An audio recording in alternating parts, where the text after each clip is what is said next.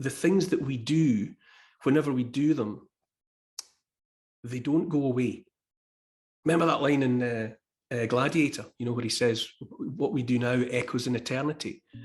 It's a good line, but it's also probably true. And the way in which, to get back to that Roman chamber pot, what it reminds me of is that sooner or later, the things that we do come back almost literally to haunt us.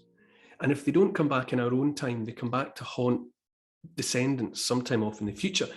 And it got me thinking about, of all things, Pfizer and the vaccine, and how we know that Pfizer had conducted trials of their vaccine, and during the past couple of years, or relatively recently, a Freedom of Information request went in, and the people wanted to see the results of Pfizer's clinical trials.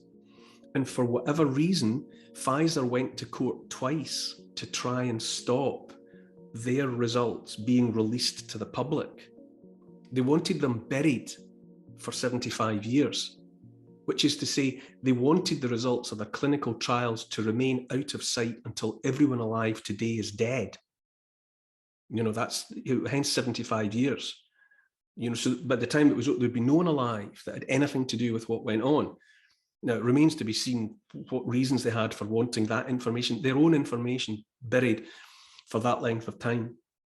But what's already happened, they wanted it gone for 75 years. And that data is already back. You know, they tried to bury it, but it's back. And over the weeks and months ahead, we'll find out exactly what it was they sought to bury. But there's just something about that Roman chamber pot. You know, that's a ceramic jar that was used by people to shit into. And when they were finished with it, they threw it away and they buried it, and they thought, that's never coming back. We'll never have to worry about that again.